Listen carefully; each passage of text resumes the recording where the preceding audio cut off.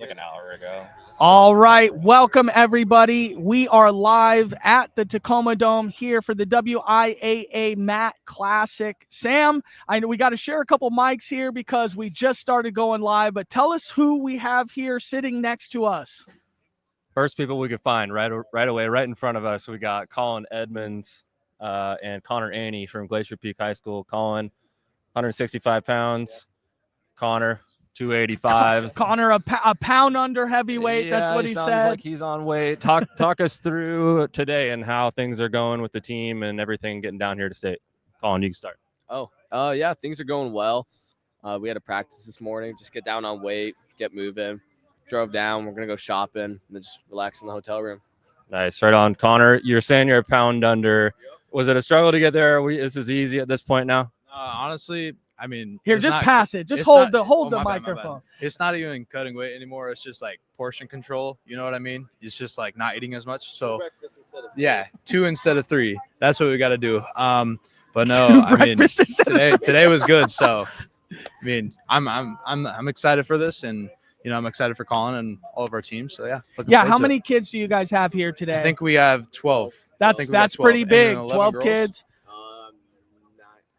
7 or 9, 9 girls. There's a decent amount of girls too. Coached by Josh St. Marie. Josh helps us here at the Washington Wrestling Network, and we just appreciate you guys here. So let's talk about your tournament. Have you checked the brackets? I mean, how does your quarter brackets look for you? Do you think you're heading into semis pretty easy? Where are you at? Honestly, I haven't really paid attention to the brackets. You know, show up and wrestle, I guess, is the mentality.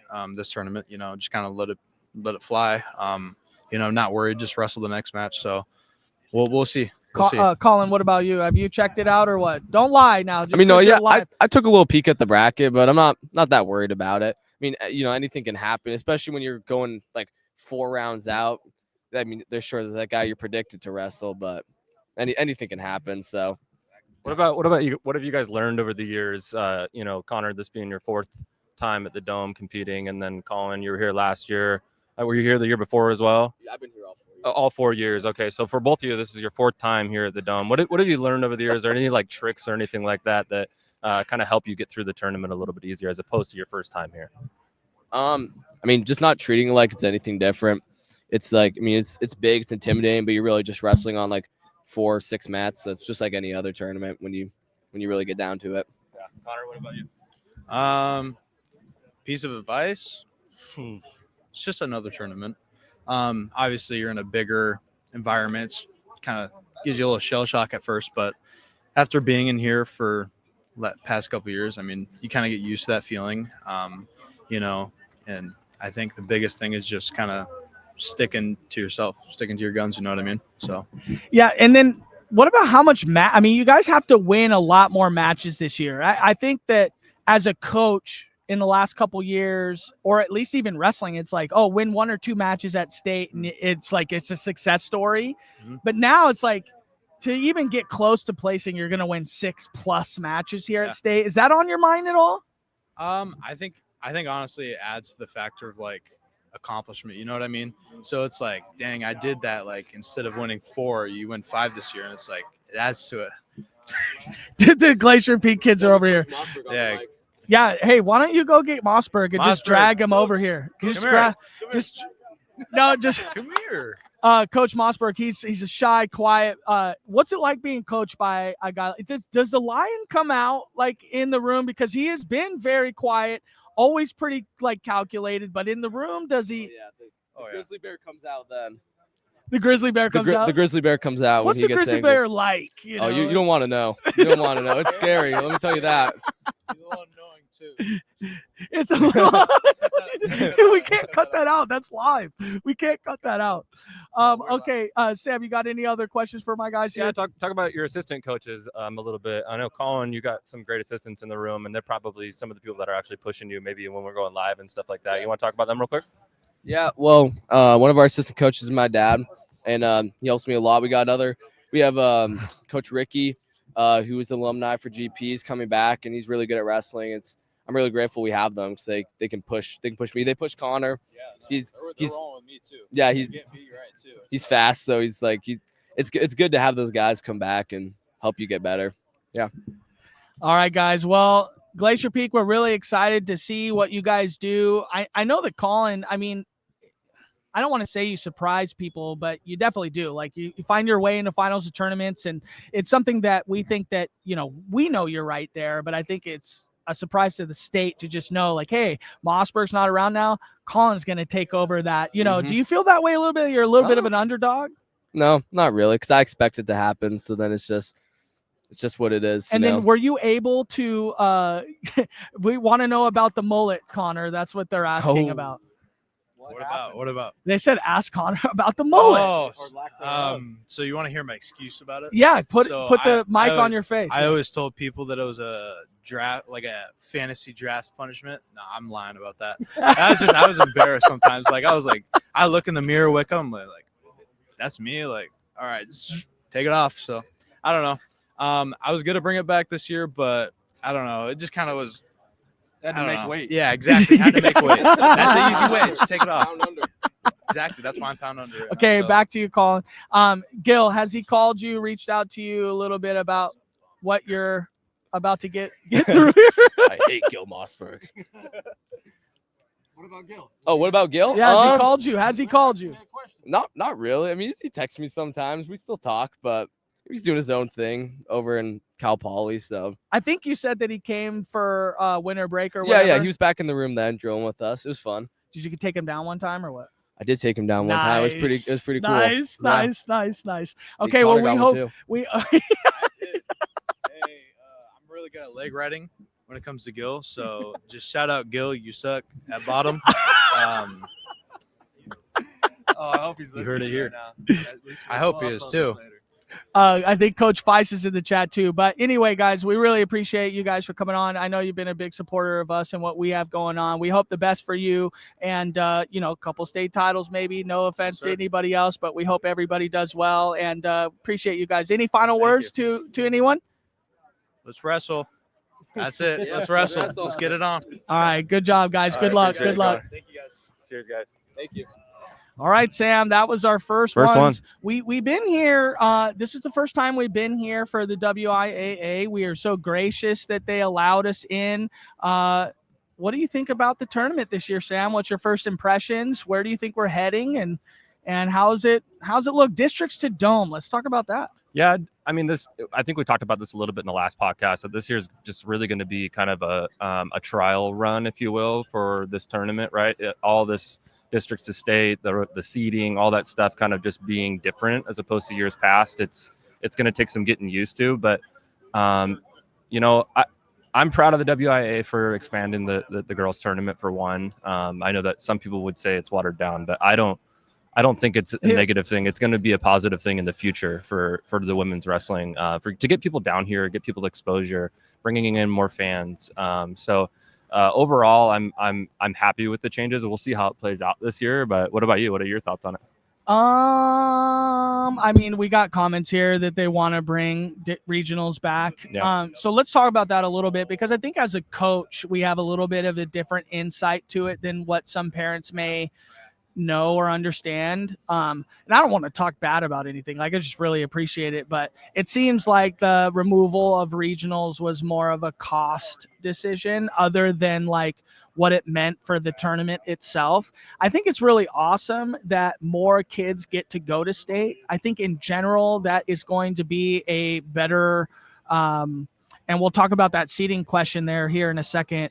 I think it's going to grow the sport of wrestling significantly when you have more kids going to state. I think you'll have more kids winning matches to get better because they were there, they wrestled at state. When back in our day, it was like, oh my God, getting to state was tough enough. And then you win a match or you win 2 matches at state. It's like, wow, that was great. Nowadays, it's like, man, winning 2 matches at state is guys are talking looking at us. I know that it's I don't know, because when you walk in this door, at least when we were wrestling, it was like, wow, I made it and I earned it. I think it's going to take a little bit of time for this sport to grow even more, and it is growing. So I do have faith that this atmosphere is going to be a tougher draw to even get here, even if there is more wrestlers. But gosh, I'm just happy that we're still here, to be honest. Like, as much as I know that there's complications with getting to other venues and stuff like that, and maybe breaking up the state tournament into 3A at one venue or 4A at another venue. There's nothing like the Tacoma Dome, and there won't ever be anything like this. This tournament is at one point I think it was the biggest tournament in the entire country as far as the amount of mats we're going, and it's still probably up there. And so it's just a spectacle, man. And you just look around at this dome and all the history that it brings. And let's talk about this real quick. I pushed so hard to Sam to get a new pound for pound. But we didn't have enough time to get it done. We already get enough emails from parents about rankings, things that we missed for the girls, especially. Like, first of all, everybody listening in, WashingtonWrestlingNetwork.com. We are the #1 rankings outlet in Washington State. We have like 16 kids ranked per weight class almost. Most weight classes at this point. Mm-hmm. We don't just have 10. We aren't struggling for 10. We're trying to get the most amount of stuff there. We got a question. Get some more wrestlers on the mic. To be honest, guys, there's not a lot of wrestlers around us right now. We got here at 3:00, and it seemed like everybody wanted to get it done at 3. And so, not just that, but coaches are only here. Not a lot of, they don't allow practicing and stuff like that. So there's just not a lot of wrestlers here, to be honest. There's more coaches than there are wrestlers around us. We just so happen, Glacier Peak likes to walk around here like they own the place, you know what I mean, Connor? But yeah, there's not a lot of wrestlers. We can, if we see them, we'll get them out here. But back to this Mason Perez thing, got a great win. 2 top-ish guys on our pound for pound list, fell, which probably would have allowed some other kids to get in the pound for pound. Also, again, we were getting a lot of people emailing us that Willie Ross absolutely had to be in the pound for pound. Hey, how you going, Corbett? Nice to see you. This is fun, man. Kevin Corbett's walking by us, not a wrestler, but a legend in the sport. Really appreciate you, Juanita high school coach. Kevin, do you want to just come on in here? Come here. Come take a seat. Thank you. I appreciate that. Amazing young people grow up and do amazing things, give back to the sport. So thanks for everything. Thank you. I appreciate you for saying we that. love hearing stuff like that, you guys. Don't be afraid to come say hi to us as well. I know that, we're not going to be in this setting while the tournament's going. It's nice to be here right now, but we're going to be walking around. We're going to be doing interviews, and we just love talking to wrestlers, talking to coaches, and when you hear stuff like that, man, it's just like, it's awesome. and Coach Corbett actually coached at Everett High, the school that I coach at now, and I didn't get a chance to be coached by him, but he coaches at Juanita now, and their program is that Juanita's got a great program. Their tournament, the Santa Slam, it's a fun tournament. It's fun Christmas era awesome level tournament. Anyway, back to our rankings. We separated the girls at the very last second. Josh did a lot of great work on that. So we do have the girls separated out there. We're trying our best. The emails that we don't appreciate very much are the ones where it's like, I don't know how you guys be doing any of the ranks. Like, gosh, we're trying our best here. Nobody's doing what we're doing, but hey, we appreciate it. We care that you care. Let's talk about the Westbrook movie real quick. Our sponsor, Sam. For wrestlers by wrestlers, and the movie stars, a potential state champ, a couple state champs this year. Sam, talk about it. Yeah, again, we're happy to be partnered with the Westbrook movie. Actor Greg Marks, who is directing the movie, is a fantastic person. If you ever get a chance to meet him, I'm sure he'll be down here doing his thing, talking to people and promoting the film. I'm hoping that the entire Lincoln squad comes in here, because I want to say they have 55 wrestlers here at state. Yeah, and he, he's really gearing up for this fall when he's going to launch the movie, and you can go to their website, go to their Instagram, and check out, and their YouTube, check out some of their trailers that they have for it. Adrian Windsor is obviously a fantastic wrestler, but one of the main characters in the movie. And it's just going to be, it's going to feel like home when you're watching it. It's going to be very relatable for for all of you guys who are here at the Dome, or if you're a fan of wrestling and you understand what it is to be a wrestler and to go through that experience in high school and go through the grind and all that stuff. So don't want to give too many teasers out, but just be on the lookout for that movie come November, because we're really, really excited to see it. So. Okay, so Silas is in the chat. We are so sad. The second I walked in, I saw the Silas coach, and I was like, dang it. Coach Ferris, I know. We weren't even, we weren't ready for it, and now they're probably already gone. And Coach Belleville, too, was here right at the beginning, Capital head coach, and four-time state champ as well. He's very familiar to this place as well. We will do our best to interview whoever we can see coming right through here. But Sam, WIAA, special thanks to the WIAA. Originally, they were slated just to have us on the other side of the entire thing, which would have been near impossible for us to do anything. And they set us right up here next to the 3A booth. So if you guys are here and you can hear us, come down, say hi, say what's up to us. But special thanks to WIAA, special thanks to Justin Kesterson, Sean Bissett, Justin Newby, and shout out to Leanne. Leanne's the head tournament official this weekend. You guys probably know Leanne because you've seen her. All she does is run tournaments. Yeah, she's a pro, man. And we appreciate that so very much. But Sam, what are your thoughts already at that? What about the downtime between sessions? I know that's going to be, I think the idea behind that downtime on Thursday is that's when 2A is coming in to register. Yeah, so Friday is going to be a very interesting day as opposed to years past, right? So 3A and 4A is going to be cleared out on Friday morning. You're not going to be coming in here like first thing in the morning for day 2 like you usually are. You're going to be coming in the afternoon while 2A is here wrestling. So there's going to be a lot of shuffling and a lot of that stuff going on. So it'll be interesting to see. But, I imagine, or I guess, what would you do? I mean, if you're a coach, or what are you going to have your guys be doing in that downtime while you are waiting for session 2 to start, but it's, all the way in the afternoon on Friday? Yeah. See, that's really tough because it gets down to coach philosophy on what you're doing in that case. Our coaching staff at Everett High really big on like sleep. A lot of sleep. So I don't know how we're going to figure that out. I know that they're cracking down a lot on, had to get back to run practice. That's what the Silas coach said. Yeah. You guys get the comfortable, near close to go to practice. Everybody has to find out where they get to go. Silas Wrestling says, if anybody wants to come by, no, I'm just joking. So sleep is what I would do. And then also it's like the other big issue here's food. Totally like how, apparently WIAA and the Tacoma Dome is only allowing in, good to see the updated rankings. Appreciate you for saying that. We finished it like Monday or Tuesday and then girls yesterday. So we really appreciate that. But apparently they're only allowing healthy food inside here, which is I saw that on the SOP.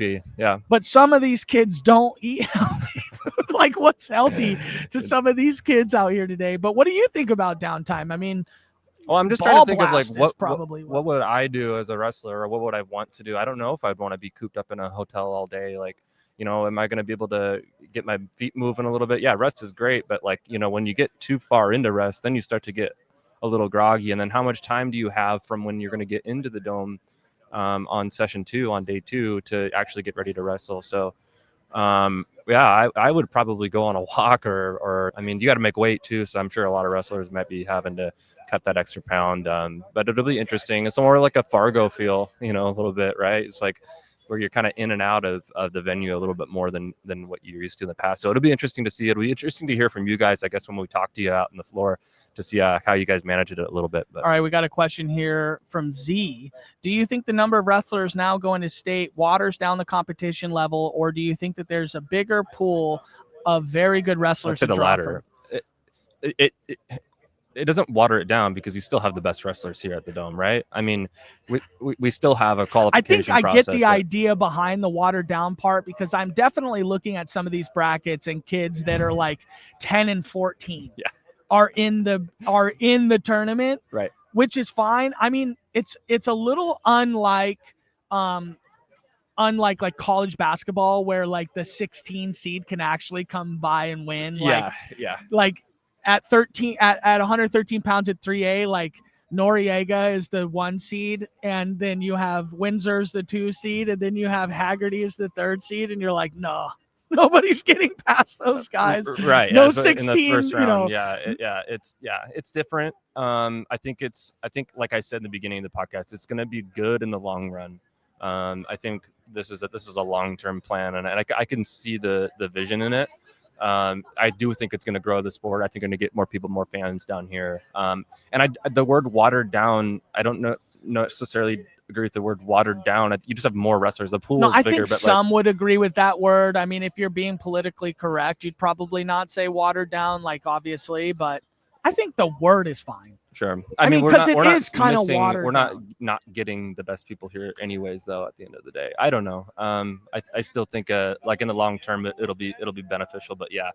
I would really appreciate instead of like the amount of wrestlers that we have here, I would like to find ways to bid in threes from really tough schools. 100%. That's a great idea. Yeah, because Phil McLean was talking about that too. Are you talking about the qualification, like the allocation part? Yeah, so, like, well, not the allocation, but like you only get 2 per school. But let's talk about freaking Ording, for example, where Casey Watts didn't even get a chance to come to the tournament. Yeah, that's crazy. At his weight class, and he's one of the best kids in the state. I mean, I would say one of the best in the sense that, you know, in the best 20 kids at his weight class. Bidding in a 3, or also maybe like maybe some crossover district.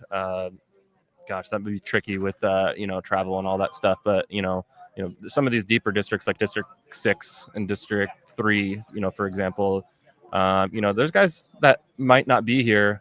My Kamiak squad, for example, we were 6 guys getting ready to go to state, and we went 0-6 in that round, didn't get anybody through. And then you look at another district and there's somebody with a losing record. Like, so all those 6 guys on our team there, I think probably deserve to be here, maybe other than some guys at a different district. I don't know. I think we learn and we grow and we see how things play out. And again, this year is going to be one of those years where we're just going to see how it plays out. And it's always going to be evolving. Everybody's trying as hard as they can, and I think that everybody wants the competition to be as best as it can, and this tournament to be the best as it can. But I do trust the leadership, and I think that it'll get better with time.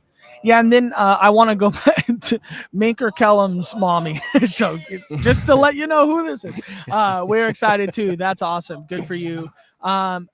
Agreed that some districts are easier than others. Absolutely. Like there was some things of that. Yeah, this comment's a tough comment. We don't shy away from some of these tough comments, but there's some girls with no wins that made it to state. Yep.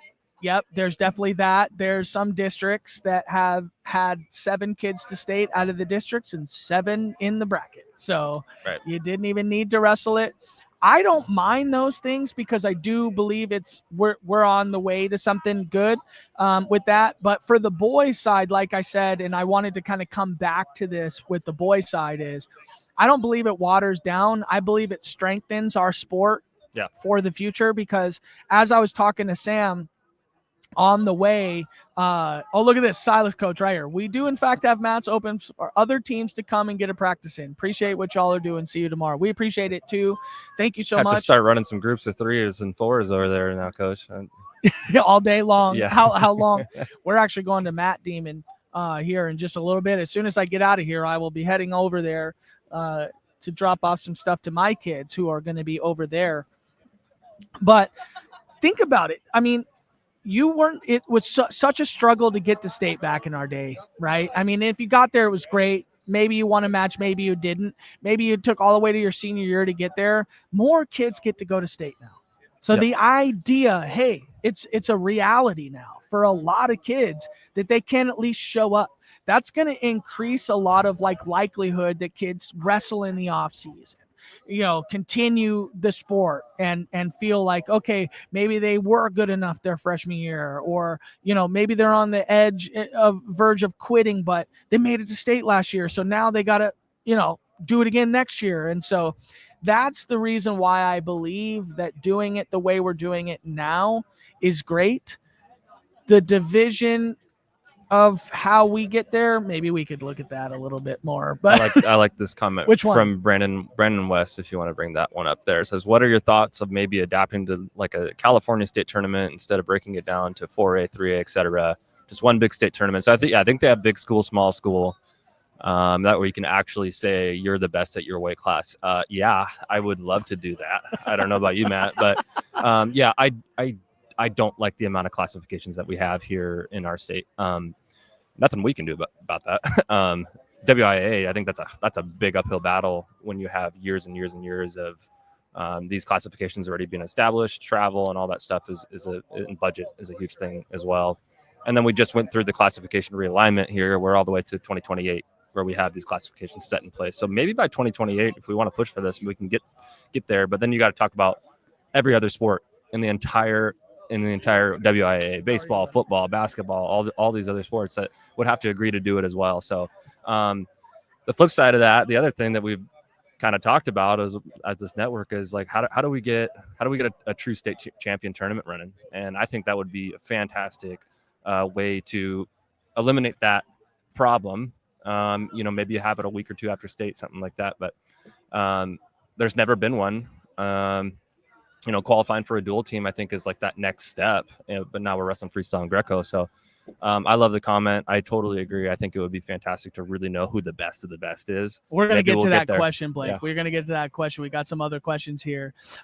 Look, okay, listen, guys, I know we need to get more on the east side. Next year, when we're making a lot more money, we could probably try to get over there more often because it is a jaunt to get over to you guys, but you guys absolutely deserve it. Obviously, some of the absolute best wrestling's going on over there. The tournament, we were close to getting over there to the tournament near the end of the season there. Rumble in the Valley.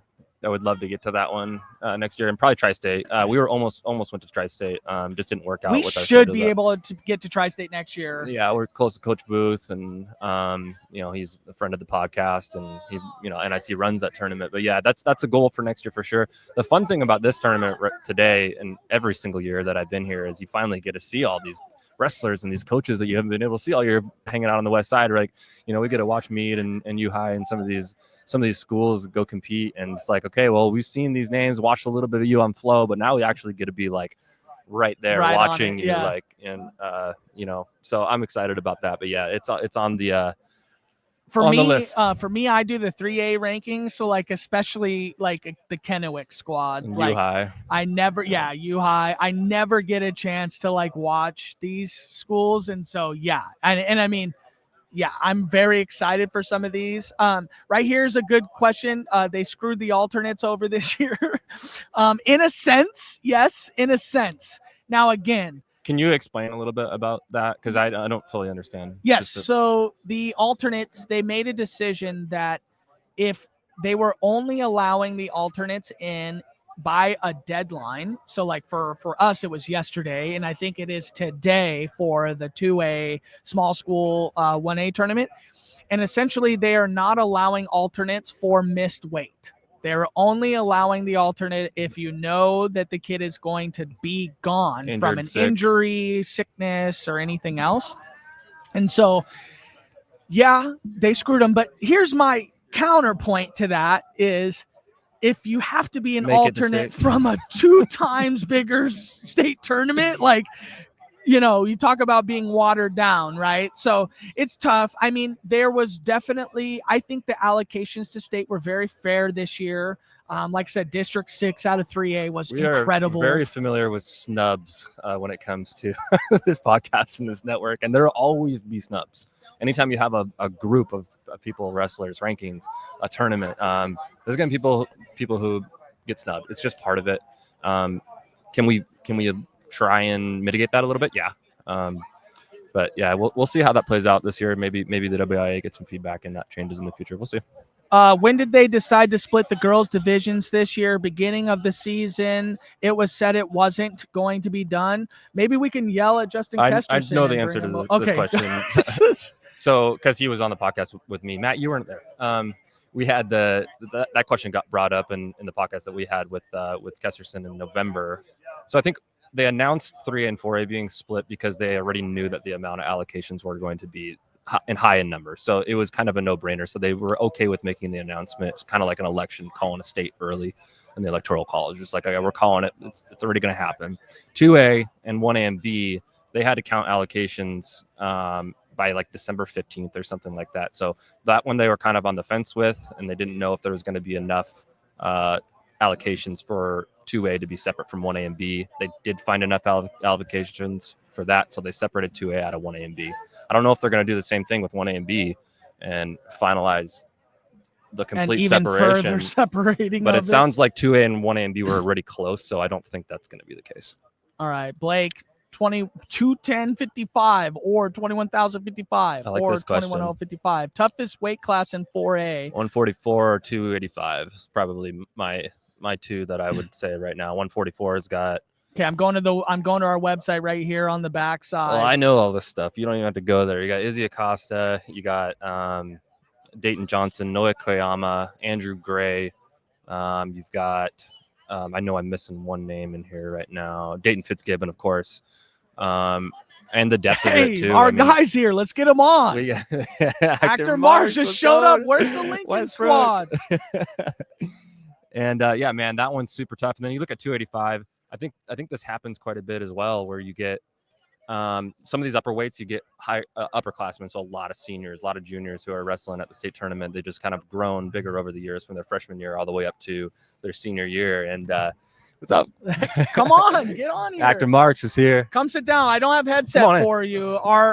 This is Actor Marks, the creator, the originator of the Westbrook movie. He's on. He's here. He doesn't have a headset, but we're just going to let you, I don't really got to ask you questions about the movie, but I'd like you to just talk about it. I mean, everything that we get questions, but it's like, I didn't create the movie. So here, and you could just take your mic all the way down. All right. This is Actor Marks. Just describe to us everything about the movie, my friend. You want me to start at the beginning? Yeah, kinda? I'd love to hear it. I'd love to hear it. I think a lot of people want to know how it all came to be too. Yeah, that's a pretty interesting story. I was looking for a movie to make. The movie that I really wanted to make was really expensive. And so I thought I'd do another movie and decide on wrestling. So I looked up how many wrestling movies have been made. There's only been about 13 fictional wrestling movies made. 1978 was the first one. And then after that, of course, came Vision Quest in 85. But anyways, I watched all the movies and I started saying to myself, I think I could do better than that. I think I could really make a movie. What do you mean, honestly. Loud and Swain? No, that was good. But and it's like one of my favorite movies too. But it's also a love story. It's not actually a wrestling story. Not, yeah. And that's why I decided to say a wrestler story, because wrestlers, a lot of people don't know what they go through, like really to make, weight and to win. Right? It takes a lot. Right? It takes a lot of dedication, a lot of time. So that's why I said a wrestler story, and I picked 3 different stories from different areas. So only one of them is a wrestler, which is the girl, Kamaya, and the other 2 in the movie, one's an ex-football player and one's just a kid. So the combination, I thought, I could just really put something together cool. But I researched for about 2 years, and I didn't even start writing till the last year because I really wanted to know and encapsulate what wrestling was about and what it was. And as the story started going, it started getting made because of all the people that I met, if that makes sense. Yeah. So no, it becomes its own, thing. It kind of takes off a little bit. Yeah. Kirk Elliott was the first person I met, right? And he took me under and just started introducing me to people. I met K-Rob. You guys know K-Rob, Kevin Roberts. Yeah. So I met him in Centralia, and then I was talking to him about being in a movie, and he goes, "You should ask my buddy Chael." And I go, "Who's Chael?" He goes, "You don't know Uncle Chael?" I'm like, "No, you know how he's all animated." And no, but he introduced me to him, and he was just like, "Yeah, he'll do it." Then Josie Bissett actually came on. I talked to her. She's the first one cast that was an actual celebrity. Then Shane Hall, who's one of the executive producers, he's in this world, MMA and all that, jiu-jitsu and all that. And he's like, I could probably get Evelyn Gray for you. I'm like, who's that? Yeah.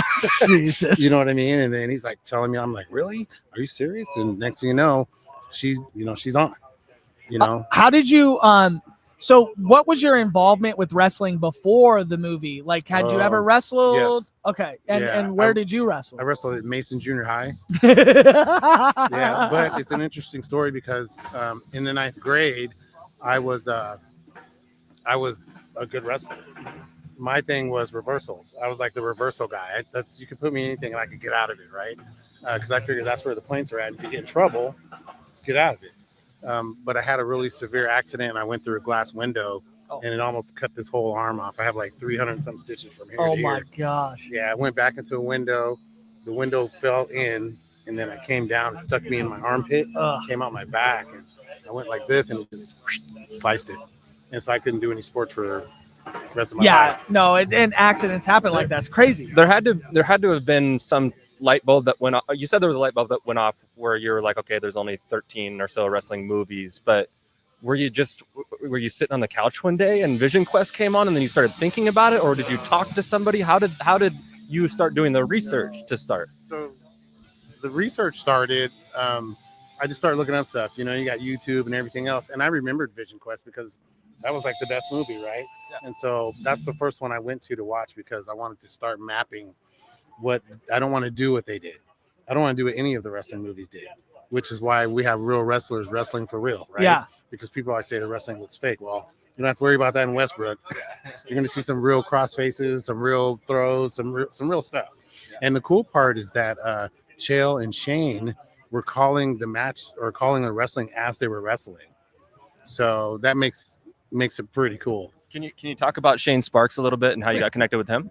So let's see, how did I get connected with Shane? And talk about Shane Sparks if people don't know who he is. Oh, Shane Sparks is the Big Ten commentator, and he's like the voice of collegiate wrestling, I believe it is. How did I meet him? I don't even remember, but we hit it off just like that. Yeah. He's like, oh, yeah, I'll do it for you. Just give me time, the date, and I'll be there. I'm like, whoa, he's like that all the time. Yeah. All the time. I try to be like that myself. Like, whenever I'm like, I just want to be happy about it, be involved in it. What about, like, okay, so you're doing all this research and everything, and then how did you end up on Adrian Windsor, Willie Ross, like, man, kids that, no one, I mean, not everyone, we knew about Windsor as he was coming up, but not everyone knows. He was a freshman. Yeah. So there's a lot of parents, a lot of people out here that don't know him, but one of the best wrestlers in the state and at a really tough weight class. Would have been nice to see him wrestle, Noriega or Bryson Dolly or any of these guys. That would have been fun. They're undefeated heading through the season. But how did you meet those kids, or where did those kids come across? Interesting story. So last year at state, I saw Willie, and he was just like, because I was looking at personalities, you know what I mean? So his personality was like, he was serious. He looked like a stout fellow. The way I wanted the character, he fit the character just all the way around. He's aggressive. Yeah.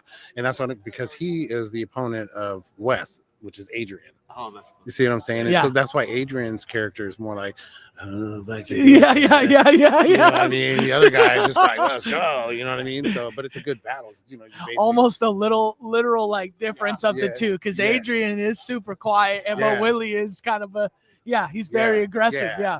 Give me the belt. Yeah, he was. So you were scouting out here last year. Yeah. Talk about that. Yeah. So I was just walking around. I got to be on the floor, so I wanted to be able to hear it, feel it, see it up close, so that I could replicate that feeling in the film. That was important to me because I wanted to be realistic, where people get encapsulated in the story, where they're just like, oh my gosh, it's so good, But not just the wrestling, the story's good too.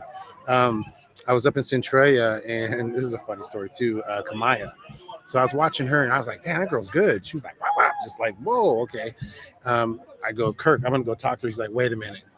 You don't want to approach a girl and ask her if she wants to be in a movie. You should talk to her parents first. Yeah. I'm like, yeah, you're right, because I was just excited. You know what I mean? So then I met them and asked her, and they were like, yeah, sure. They kind of didn't believe it. You know what I mean? And there she was. And I'm telling you, that girl can act. If she wasn't a wrestler, she could be an actor.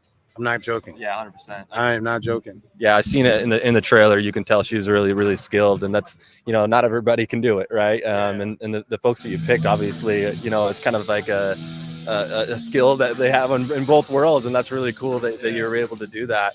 Does it help a little bit logistically that you got a couple kids from the Tacoma area? I know you're from Tacoma. You live in Tacoma. Talk about. Do you want to dive into where things are filmed or anything like that? Okay. Yeah, so it's all Tacoma. I didn't want people to have to travel far because when you're making a movie, you got to pay for everything, right? Yeah, especially with kids too. What's that? Especially with kids. Yeah, so you got hotel, and so I tried to trim that back. So I was looking locally. Plus, I just want it to be our film. You know what I mean? Over here, right? So people know, like, oh, those guys over in that area, they're tough. You know what I mean? They're good wrestlers. So that's why I wanted to do that. But as far as all the locations are local, all in Silas High School we filmed at, Ruston Waterway we filmed at, Mount Tahoma we filmed at, Narrows Bridge we filmed at. I mean, it's just everything. We have 30 Street Hill, which is one of the toughest scenes to shoot in the whole movie. Yeah, I mean, Tacoma is one of those, like, it feels like one of those up and coming areas for wrestling with Lincoln and Silas, and like it's just really, really hot, a hotbed for young wrestlers right now. So it's kind of cool that you guys are doing that home base, that central filming there as well. So talk about what you're going to be doing while the tournament's going on here. You're not scouting. Oh, yeah, we'd now. like to get. What are you doing? What are you going to be doing now? Just hanging out and promoting the film, or what? Yeah, I'll be promoting the films and also to just watching my guys. You know, I want them all to win. Obviously, it's going to be tough. I know it is, but I have the feeling that most of them are going to come out on top. And it's kind of weird because when I picked them, I didn't know they were such good wrestlers. I picked them for their personalities, and then it turns out they're just really good. Yeah, that's awesome. So you live close. You're probably staying at home. You know, all these in between sessions and everything. Are you going to be here for all the sessions, no matter what, even for 2A and all that too? 4 days. Nice. So, give us can you give us any more insight on the timeline of the film or anything like that? I mean, we've kind of plugged it a little bit about this fall. Is that still looking like when we're going to be doing it? Yeah, late November. The movie will be out. People that bought hood time, they got golden tickets. I still have hoodies for sale if you want to get one, but the golden ticket was 2 people or 1 person, 1 sweatshirt, 2 golden tickets. You get to come to the audience preview where you can, actually critique the film, and then it comes out. We'll take it back to the lab, critique it a little bit, and it'll be out in November. Where can people find the hoodies and all that stuff? They can go to Actor Marks and message me, Facebook. I mean, I'm an easy guy to get in touch with. All you got to do is Google my name and you'll find me. Right on. That's awesome, man. Sorry, that was Leanne. Actor Marks, thank you so much for coming on. Yeah. Thank you for being a part of what we do. Wait, I'm going to say something. See how he just came back in? This guy here, Matt, he could be a director. He could be an actor. This guy was gone, and then he just comes back. Okay, nice having you on, Actor Marks. And like he's been here the whole time. I know what I'm doing here. Appreciate you, man. Appreciate you. All right, I just had Leanne Johnson actually come over to me, and she was talking to me about the seating. Okay, so we'll get back to these questions here for a second. So seating, okay, this is how the seating worked, and a lot of people were a little bit dysfunctional as far as the seating criteria worked and how it was going to work. First so let's say everybody's in a pool, and then it went head-to-head first. So it would give an award points based on head-to-head wins, and then it would award points on common opponent wins and losses. See you later. And then it would give a point to state placers, and then it would give a point to district champ. So district champion was like the 4th seating criteria. A lot of people had talked about the seating and had talked about, well, my guy took first at districts. Why is he seated underneath, someone that wasn't a district champ? Well, district champion. It's just 1 point. It's a point. And they pool the entirety of the points based on head-to-head. So it started with head-to-heads, and that's head-to-heads, then common opponent head-to-heads. And then as it shuffled down, it based the total points that you had. I think the very last one was winning percentage. Because obviously winning percentage is a load of BS. We know that one, right?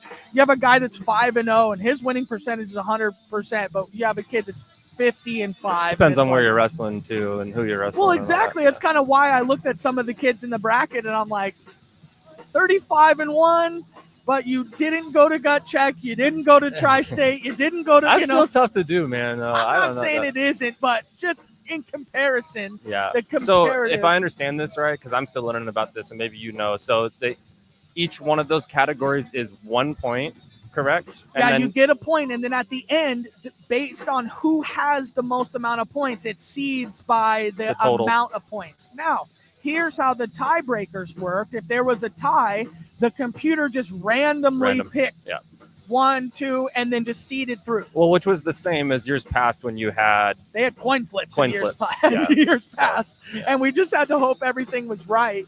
Do we know what a good number of total points is for like a 1 seed or anything like that? I think we'd have to look it up. I can actually do something. Let's see if I can do this here. Because it'd be interesting to see, like, you know, what, like, let's say, for example, somebody who didn't win districts that got seeded higher than somebody who did. You know, what was their point total versus the other person's? So I think, yes. So information. Hold on. Let me see if I can try to find this here. Gosh, I think it's no, not auto seeds. That's not what I want. The information is in here. Yeah, I think they brought this up in the coaches meeting the other night that we sat in on, and I just didn't get a chance to look at it. Let me see here. Okay, so let's do this right here. So we'll do 4A 106. Perfect. Everybody can see this. You can actually go in, and this is anybody. All of you guys can do this, okay? It's not just coaches or anything. If you head in to the weight classes, weights, boys 4A 106, seeds, you should be able to take a look right here on how the seeds worked out in favor of the points. Also, like 29 points for Colton McGuire, 28.5. Oh, there you go. Yep, Exactly. So, like, for instance, one that I think was kind of tough was like 3A boys, 3A 113 seeds, because you had undefeated wrestlers right here, the top 2 undefeated wrestlers. Adrian Windsor just had 37 total seeding points, and Abraham Noriega had 39 right there. If any of you guys right here in the comments want to see a weight, I'll wait a second. I'll wait a second for somebody to ask. Let's see here. Let's see. And then, yes, we'd love to get Leanne as a guest on the podcast. Kaylor's dad's looking at us with the Hawkeye. Can you see him over there? He's just Hawkeye. Us. I think that's him, right? I don't know. He's over there. You see him? Look, Yeah. That's him, right? He's Hawkeye. I love that guy. I do too.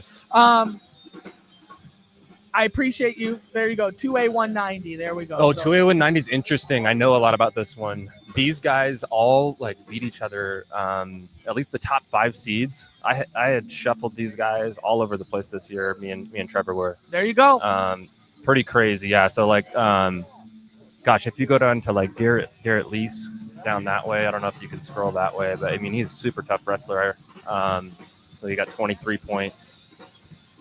He's got some really quality wins on the season. He's 32-3, and he's only got 23 seeding points. So that's just how they did it. But I believe that he beat Heaven Henry's. All these guys have kind of beaten each other a little bit here in this weight class. Obviously, Tucker Land is a returning state champion or runner-up. But so he would get an extra point for placing. And let's not forget, Micah Policarpio beat Ivan Salivary in the opening tournament this year. So this is going to be a really fun one. I actually do have it on our list of brackets to watch. The 2A Okay, corner. now everybody's just asking us. Okay, I'll do one more. 3A 106. That's all I'll do. 3A 106. I saw 3 people comment 3A 106. Boys, 3A 106. Seeds. Here we go. Laz McEwen, 43-1. Karimi. Yeah. Karimi, which if you go to our rankings, this is almost dang near how we have it ranked. Yep. Maddox Taft, Inland Northwest boy out there with Brian Owen. This would be a fun one. And look at this. They had Tied, 2 ties right here, so they gave 1/2 of a point to someone. First at Hammerhead, second at Gut Check, 6th at State.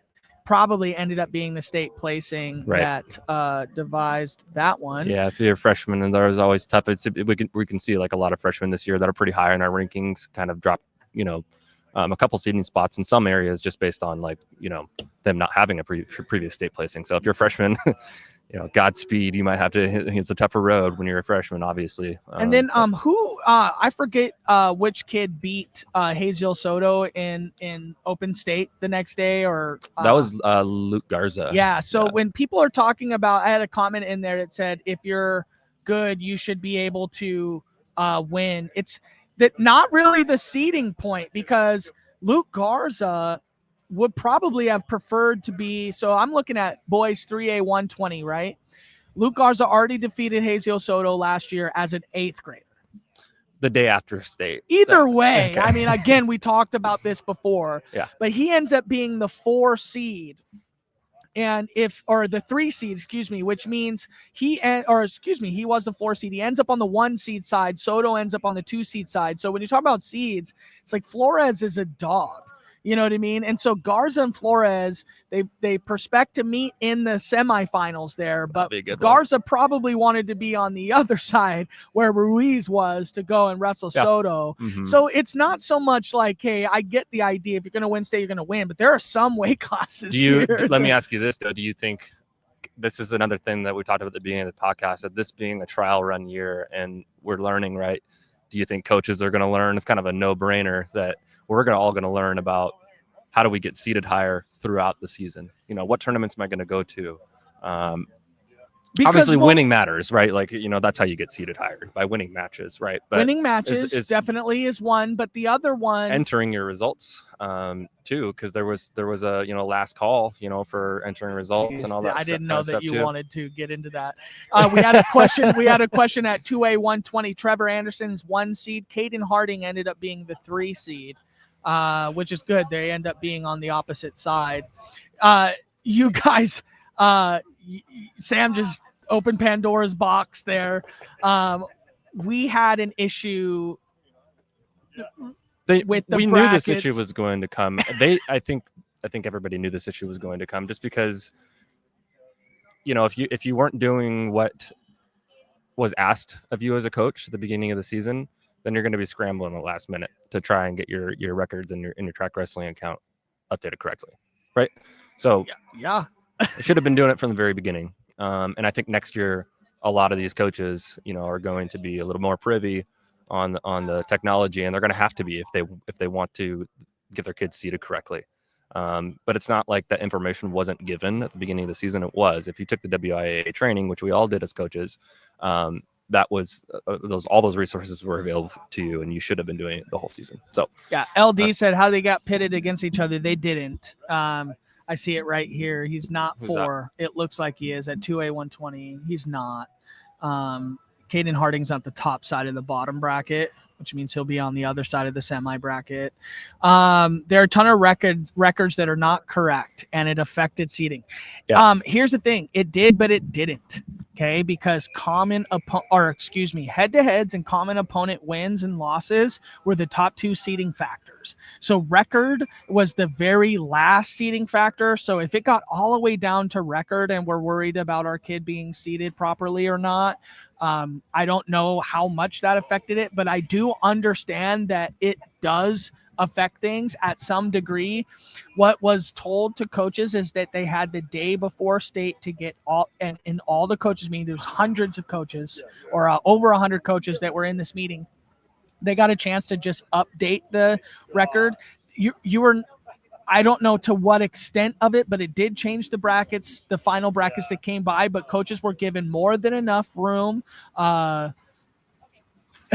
56. Okay, yeah, I got that comment. That's a good comment. 56 kids from Matt Demon, and no one asking about seating. Yeah, no, hey, and you're right. I mean, at this point, the brackets are what they are, and they got to put that one up there. Oh, between us, dude, we gotta lace up the boots and see what happens. Hey, huh? Can we say the story though? Let's do it. Here's the story to all the people that are out there. So I was older than Sam. Obviously, I got gray in the beard. Sam doesn't have gray in the beard yet. He's gonna get it though. So Sam. Okay, you tell. Do you want me to tell the well, story? no, because I'm better at storytelling than you. But no, that's true. My wife always just like, "Are you gonna get to the point here?" So, yeah. So Everett was gonna go wrestle Monroe. And I was coming to wrestle Sam. Like there was a couple good kids. Sam was one of them. I wanted every bit of smoke my senior year. So I get to Monroe and Sam is dying in the locker room because he is cutting weight. And I'm like, why? Like, why is Sam dying? Is he struggling to make my weight? No, he went down to 119. And your coach said if you didn't make 119, he was bumping you up to wrestle me at 130, right? Yeah. So in the morning when I got to school that morning, I was cutting. This is my hardest year for my cut. I was cutting from like 127 down to 119. 127. Yeah, and I'm like this, like 5'9", still trying to get down to 119. Anyway, so I get to school in the morning. I'm like 6 pounds over on the dot, and I go to my coach. I go, hey, like I don't think I'm gonna make weight today. I think I have to go 125. He goes, heck, you're not. He goes, if you don't make 119, he's like, not only am I gonna weigh you in at 125, he's like, then I'm gonna bump you up to 130 to wrestle Matt Beck. And my mentality at the time was, I don't want to say ducking. Okay, I didn't duck competition, but I hated to lose. And I knew that if I weighed in at 119.1 and I had to wrestle Matt Beck, who's cutting down it to 130, and I knew I was just going to get throttled. So I started the year at 162. Yeah. And so did you really? Yeah, every year gosh. I started at 162, made it to 125 my junior year and 130 my senior year. So I ended up cutting weight all day long. This was before the weight cut rules. Yeah, exactly. This was like the year before, two years before, and back in the days you could weigh in naked too. I remember they let me weigh in naked last, wrung my hair out, weighed in 119 on the dot. Yes, and then I go out and pin the every kid in like 10 seconds. Yeah, he was not a very good wrestler, but yeah, I wanted it. I wanted to wrestle you and Brad Perry, Coach Mark Perry, who is the 2A. What you got for us, Actor Marks? So this is the new one. That's yours. This is a collector. Oh, this is the vintage one. Nice. I'm gonna wear this. Look at this. We have some more of the wristbands too. We'll be passing them out. I got an OG Westbrook wristband here. Thank you so much. Appreciate it, man. Thank you so much. We could like make a lot of money to have this happen, like a Bo Bassett versus Daniel Cepeda, but it's me and you. You dominate me now. I'm so bad. I was a parent first. Okay, my daughter is almost 11, and your daughter is like 3. I got a 7 and a 4-year-old, bro. Okay, mine was way worse than yours. God. Anyway, I got this question right here. How many moved up or down in weight? So no head-to-heads for the seating. So this is actually that's an interesting. This is a good question, but let me tell you why this isn't a great question, is because most kids started heavy anyway. And especially for us, because we do the rankings, you'll notice every kid started a weight or two up, down, left, right. They ended up finding common opponents, pretty heavy. The head-to-heads, those ones are tough. They're always tough, the head-to-heads, because you don't travel. Some kid like Ballard. He's talking about like the day of districts. It's the first time that you wrestled down. That's what. Even so, you're still getting some crossover. You're still getting crossover in weight. The issue isn't the crossover in weights. The issue is the traveling for the tournaments. Yeah. Like if schools aren't getting to these tournaments, and honestly, now that we talked about this and how we can like create seating as a beneficiary for some of these schools, maybe you don't travel these tournaments. I mean, if you are a good, tough kid, you probably do want to go seek those matches out so that you end up with better seating. But if you are a school from somewhere and you want your kid to be 27-0 and never wrestle any common opponents, then the only thing that's going to affect that is their seating's not going to be great, because the first 2 criteria are head-to-head wins and wins against common opponents. Did you hear that some schools, I don't know if it was just like a loophole that they found or not, but like some schools were doing like medical forfeits and stuff like that to avoid some of the seating criteria, because it might not count. Avoid a loss. And it's like a mutual agreement. A medical forfeit. Yeah, it has to be a medical forfeit as opposed to, I don't know. There's something with that. I'd like to ask the viewers, so maybe they'll know. Yeah. I don't want to put him on blast. Yeah, I know. Right? It's like he's right here. Justin Thompson's right here. He might be listening. Yeah. Again, if you have common opponents against your school, they don't care. It's all based on seeding, so it doesn't really matter. Let's get up to some of these questions up here. Right here, 2A 113 is crazy. Top side is stacked. We agree. Oh, 213 one. Yeah, 2A 113. 2A 113 Arcadia Screws and Malachi Pettis is in the same quarter as the 1 seed there, who I cannot think of who it is off the top of my head. I think it's D'Anthony Reyes Garcia from Sela.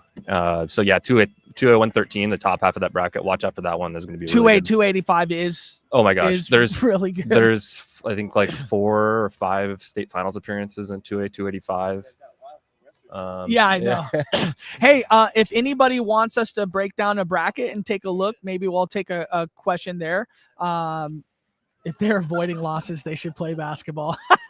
Yeah, exactly. I know you guys want to talk that. There was a comment earlier in the stream as well, is that they should let the wrestlers decide how the state tournament gets made. I get that too. Yes, I mean, I think I generally do believe that if every bit of coaching and wrestlers got together, we'd probably end up with an all-state tournament.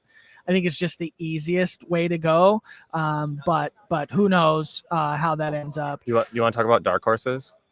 Yeah, this sure. was like my sure, favorite thing sure. that we had prepped for this. So I think I can start since I've been kind of the 4A guy this year. So dark horses to watch. I picked one. Matt, you probably have to think of your 3A guys. Oh since we don't shoot, have I it here, didn't but even have this prepped on me. But go ahead. Go ahead while you're looking. No. You can go while I look. Yeah. I was looking through a lot of brackets, and I'm looking at, when I think of dark horses, I think of like guys who aren't seeded, maybe 1 or 2 or 3 that could potentially right. win state, right? So out of all the stuff that I did, there's plenty of guys that I could have chosen from, but in 4A, Josiah Tyron, who won gut check over Simon Gerald from Camas in a really close match.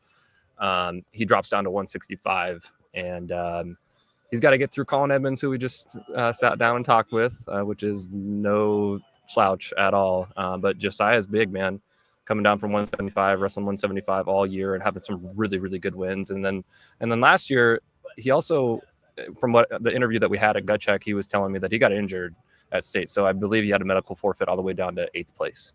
So I think that kind of affected his seeding criteria. So you got to watch out for Josiah Tyron. I know that he is, I rewatched his match from gut check just while I was doing this research, and he goes 100% all 6 minutes and including overtime. That guy does not stop, especially against a guy like Simon Gerald, who is the same type of wrestler. I don't think he gassed him out, but that guy is not going to get gassed, dude. He is he's a dog, and so that's my pickup for it. Josiah Tyron, 165 from Rogers Puyallup. Here's a good question. What are your thoughts about the Zuniga brothers dropping down weight classes? Do you think that has something to do with them avoiding Al Sal and Hardy? I don't think so. No. I mean, I think it's got something to do with it. I mean, it's not. It's definitely not like a we primary. had Justice in our episode 2 Justice podcast, doesn't really care. I guess. He specifically, I can't speak. I mean, for he Nano, has already but got 2 wins. We know Justice at the beginning of this podcast, episode 2. We asked him the question. We said, "Hey, are you seeking out competition? Are you ducking? How do you approach your weight cut at state?" He goes, "I go for wherever I want to go. That's my weight class. Is my weight class. If you want to beat me, come beat me." That's what he said to us. So I can speak for Justice. At least that's what he told us. That if he wants to go 132, it doesn't matter who's there. He says, "Come find me," and the rest is history. So, but that potential finals match is I'll try to answer this. Watching Wrestling Network, none of the brackets make sense. Multiple girls with 0 wins on the season. Must yes, be just joining us. Yeah, you must be just joining us, please. Yes, rewind 30 minutes after the podcast is done. Only girl in the region still gets seeded top 4 at state. Again, the seeding criteria, just to kind of mention this, was first head-to-head, okay? Then wins against common opponents. Then, previous state placers, then district champion, and then win record. So, I mean, if the seeding criteria got all the way to win percentage, all these girls with inaccurate wins, they got counted against. And inaccuracy on the coach's side on track wrestling, it got counted against.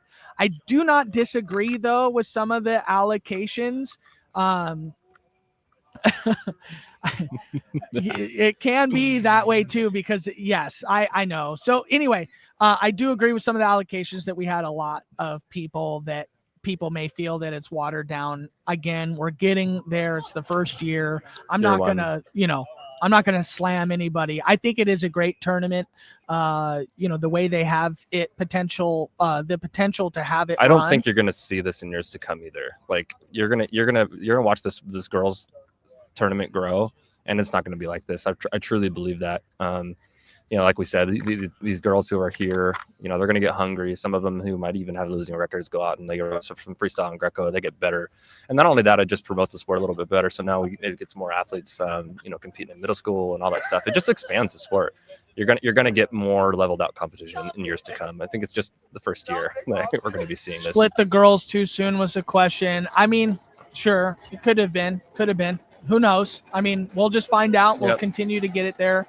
All right, back to the dark horses, and this is going to be this is tough. I have two, and I don't mean to be a homer on the first one, but my kid from Everett at 157 pounds, Sam Tracy, in my opinion, got the best draw into the tournament.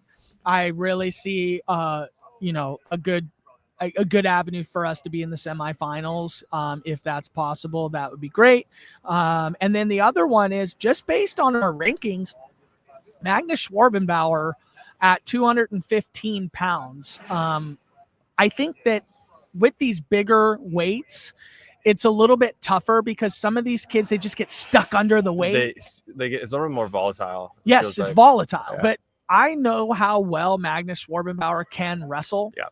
And I know the type of moves that the kid has in his arsenal at the weight class. And I'm just thinking, man, he's such a tough kid to game plan against. And he's stocky, which I think at 215 pounds is tougher. I mean, you get some of these big guys and they can't come down and wrestle these small guys. Jesse Maines, heavyweight. Yep. Love that guy. That's a tough bracket. Yeah. Daniel, my guy. Are the boys' brackets finalized? They are, unless there was a alternate that got in, but they should be finalized at this point. Go ahead. 2A. I got two more wrestlers, dark horses, and Matt. Oh, wait, hold on. I honestly don't think head-to-head mattered. It was the points at the end. Well, head-to-head did matter. They were the number one seeding criteria, but then yes, at the end, depending on the entirety of the seeding points that the wrestler got, it did not matter of the head-to-head in the sense the win and the loss. Yes, you beat me. That has nothing to do with the total amount of seeding points that you earned, and then that was how you were seeded at the state tournament, but it did matter to get that seeding point. So obviously that means for any wrestler next year, the more matches you have, the more kids that you can go after, those tough kids, it will matter next year. Go ahead. Dark horses. Dark horses continued at 2A. Matt, you can probably echo this as well. Undefeated wrestler. He's going to have a hard time winning state this year, but Joseph Davis out of Marysville has been on an absolute tear. Hasn't lost a match this year. Maybe hasn't wrestled to the same. Didn't go to gut check. Was injured. Right. So he hasn't really faced as much competition as Quentin Harding has. But the answer to this question right here. Sorry. So if they did away with alternates taking spots, if there's a missed weight, they will just input a bye. Yep. That's what we've been correct. told. Yep. Anyways, yeah, that's one. Marysville's a dark horse team this year. Man, they got a lot of guys through, and Joseph's Davis. Joseph Davis, super tough, man. He's got to beat a 3-time state champ if he wants to do it, but he hasn't wrestled him. They haven't seen each other before. Maybe it's a styles thing that could end up being a big upset there. I think he's one of them, and then the other one is Chase Weber, 144 pounds from Burlington Edison. He has some really, really good wins over Mikey Fritz this year, and doesn't get as a lot of love as maybe some other guys do, being up there in the top corner of the state in Burlington. But he's been at this tournament 3 years, and this is his 4th year. He's placed all 3 years. I think he got 3rd last year, so it might be his turn at 144 pounds. It's kind of a weight class where you don't have it's not as top heavy in 2A as some of those other ones are. So that's my pick at 2A, 144 pound Chase Weber. So the question was, do we have a dark horse at 4A 157? Over Trey? Well, I mean, obviously Ethan Owens asked the question. Oh, he did. Come on, Ethan. Let's go. Let's have a day. Yeah. Well, I mean, hey, we At Anything this can point, happen here, man. at Like this I've point, seen I it am all. not. We've been here years and years and years, and we've seen crazy stuff happen all the time. At this point, anybody's I don't beatable. want to name names. Like, obviously, we support everybody, so 100%. I'm not going to sit here name names at this point. I hope the tournaments go well. We did have a couple dark horses just because the kids aren't coming out as names. But obviously, we all know. I mean, Trey's the guy to beat in his weight class, multiple time state champion. And hey, Yeah, if that's no you want to secret. be a freaking state champion, you got to be able to go out there and get that win. And that's just how that's going to be. And we see upsets all the time. Wrestling is that sport. It happens here a lot too. Like it seems to happen here a lot. Like as opposed to other tournaments. Like sometimes the stakes just get really high for some folks, and maybe the lights just get too big or something like that. But like it seems like every year there's something that people are talking about walking around the dome that it's just like, whoa, they lost already. Like that's crazy. Or they won, and well, they're in the finals. No way. So yeah, this is what it's all about. We're finally here, and we get to see some of these like really fun matchups, and we also get to see like some people come out of nowhere. And make big splashes. So super excited. Okay, 2A 190 asked the question how two top kids can be wrestling each other. Are they in the first round? I don't know. Let me see here if I can. I'm back on the seeds, just trying to get an idea. Are they looking at our rankings and wondering why maybe two people? Because that'll happen. I mean, the seeding isn't necessarily the same as what we've been doing for rankings, right? If we just did this, if we found this algorithm, it would be easy, but that's not how we do it. We do eye test, we do quality wins, we do other stuff that this 2A algorithm 120, isn't not doing. 190. I'm an idiot. 2A 190 is a really fun one to watch. 2A 120. It all comes down to seeding, man. I don't know what to say. I mean, if they meet in the first round, it was the seedable wrestlers. So I'm trying to see if I can find them here just to try to answer. Emmanuel Vela right here. So he ends up being 1, 2, 3, 4, 1, 2, 3, 4, 5, 6, 7th. Seeded And we have 7th. him. We have Vela, I believe, ranked in the top 3. But 7th. again, that's the difference between our rankings and these seedings, right? We're doing. And more Rodarte than they is are. like near the bottom as far as seeds. So I mean, it's just Are they wrestling each other first match? that's what it sounds like. Oh, So that's unfortunate. yeah, I mean, that's just how that stuff happens. I mean, again, and it was the very first thing that happened in our coaches meeting, that they didn't care if you were, whatever, if you were district, you wrestle each other into district finals. I mean, if that's how the seeding worked out, that's just how it works. I think at this point, we should probably end It's getting the show. quiet. Yeah. Yeah. It's awfully quiet. Guys are not here. Leanne, I already talked to Leanne about the seating. We don't need to bring her on. She already said she did not want to come on. She is shy, but she is kind. And if we make her come on, she'll come on, but she does not need to come on. High school state champ lost on state Sunday. How's this happen? Okay. Gotcha. Sam, final words. I mean, I was just going to say this. Just a big thanks to folks like Leon and Dustin Kesterson, the Washington State Wrestling Association. We could have our opinions about things, about how we want things to get better. Everybody wants stuff to get better, right? We can always get better. We can always improve. But the idea is growth, and I think we're growing. And we have an amazing state full of fantastic wrestlers who are about to go at it here at this tournament. And the wrestling will always take care of itself. So I'm excited, man. This is a new era for Washington Wrestling and our Washington Wrestling Network being here at the Dome. This is so cool, and I can't wait to wake up tomorrow morning and just start watching.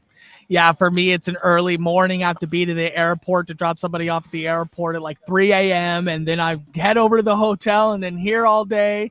And we just appreciate being able to be here. I do believe that we won an award for top media partner in the district. District 1. That's right. Yep. Yeah, so District 1. Congratulations to you, Sam. That's a big deal. And then I think we're in the running on the state side too. I don't really know how it works. Okay, but, we don't know how it works. We're just out here trying, and we just appreciate you guys for supporting us. And we're nearing the end of our first year. When we talked about this in what was it, April, yeah. something like that. We happened to bring it all together and make it all happen pretty dang quick. And we just appreciate, and it's all on the backs of everybody that does support us, right? So, I mean, we would be nothing if nobody wanted the rankings. We would be nothing if nobody tuned into the podcasts and the things that we're doing. I mean, we do it for the love of the sport, but we also now do it because we have people counting on us. And you know, it feels great when we go up and, like Corbett mentioned, how, you know, great we're doing for the sport, and that's awesome. And then when I go to a tournament and someone comes up, it's like, hey, thank you for what you're doing. Like, that's why we do it, you know. 100%. And we try to get the rankings right. We're doing everything we can. We're just 4 people trying to do it, and want everybody to email us, WashingtonWrestlingRankings@gmail.com. If you feel like a kid is slided, like, hey, we've been responsive. You know, every time it seems like every time we respond, they're like, wow, somebody really responds. Yeah, It's like, and we thanks. get really cool, kind emails and stuff. You know, with just the wording of them is always super nice, with people being appreciative. And obviously, like we always say, if it's a name misspelling, that should be your first email to us right away. Like, let's get that right first. A great email, and we could talk about rankings too. If you got to make a good argument for somebody being ranked higher, we're gonna look at it for sure. You know, because you know, we got a lot of kids to look at, and so what really I thought was us. really cool is that when districts really see, like you said, the wrestling will take care of itself.